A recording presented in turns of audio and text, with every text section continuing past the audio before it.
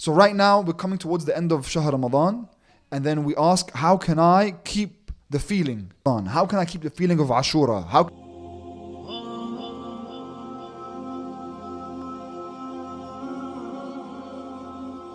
Bismillahir Rahmanir Rahim. I'm supposed to be within the rituals and religion, and I'm supposed to be feeling that love.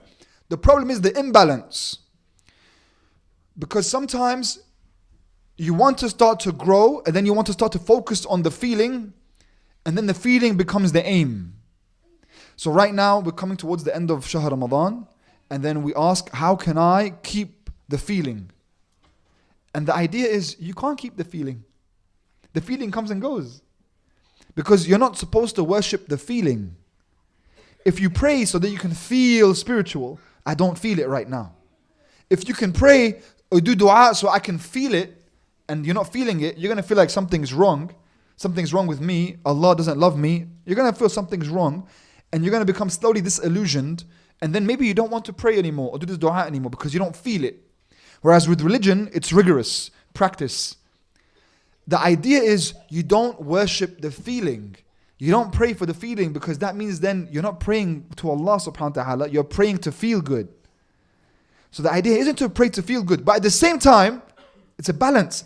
At the same time, you can't be so hard on yourself that you break. So you wake up every day and you do this prayer and this dua and this ziyarah, and you're really not feeling it, and you're really starting to hate your life, but you're doing it anyway because it's the only way to get to heaven. That's not what you're supposed to do either. That's why you have iqbal and idbar.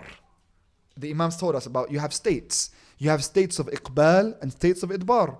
When you have states of iqbal, that means you're in a state now where you can receive more. Your heart is open. So now is a time you can do more prayer, more dua, salatul layl, more ziyarah. You're feeling that feeling, good. You have the feeling, use it. That's good. But sometimes the feeling goes away.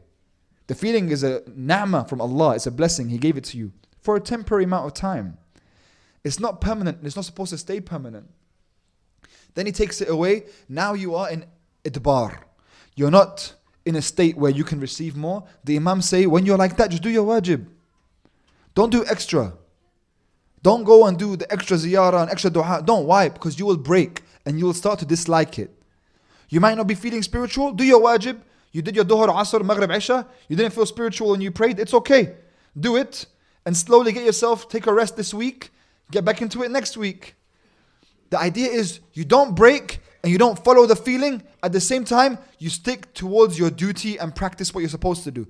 And over a period of time, over years of trying, then your idbar states, the states where you are closed up, actually become looking at like they are a very high standard and level.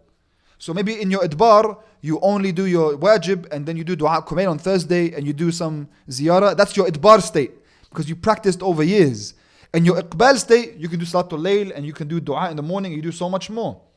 The idea overall is the balance. So when Shahr Ramadan is over, and we ask, how can I keep the feeling of Ramadan? The idea isn't to try to keep the feeling. You had the feeling, it was beautiful. Now that feeling has to be translated into my daily practice after Shahr Ramadan. With Allah, you have moments. Allah gives you moments. He gives you those moments so you can see His beauty, and you experience the blessing, and you realize you want that again, and you want it more. You want to be close to Him. And because of that, you have a set routine. And sometimes the feeling isn't there, and that's okay. You bring it back towards your daily life, and we're dutiful people. But we have a meaning that we're following ultimately. We have eternal salvation right now in the midst.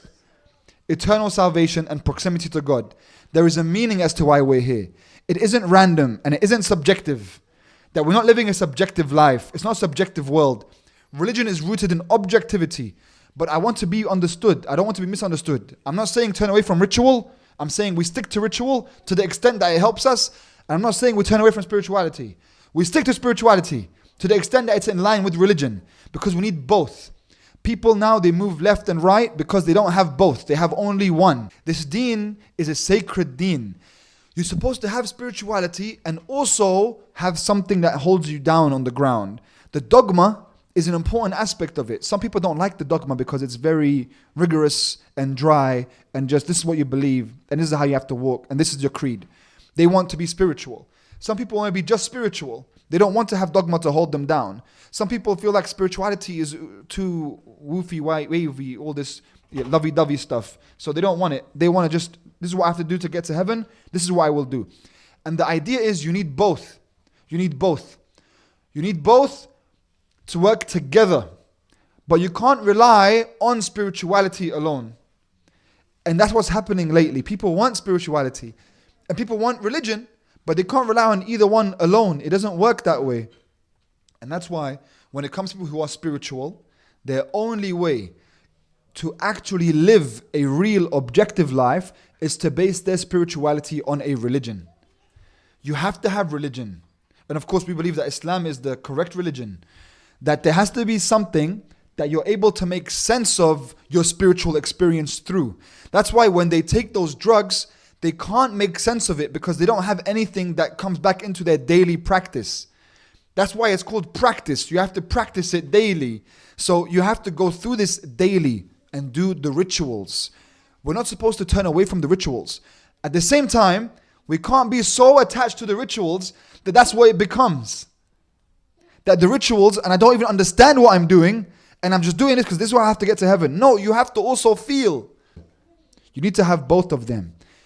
Our path is a path of love. Ahlul Bayt's path is a path of love. Rasulullah's path is a path of love. That's why it's Habibullah. That's why he said, and Allah quoted him in the Qur'an, إِن كُنتُمْ تُحِبُّونَ اللَّهِ فَاتَّبِعُونِ يُحْبِبْكُمْ اللَّهِ.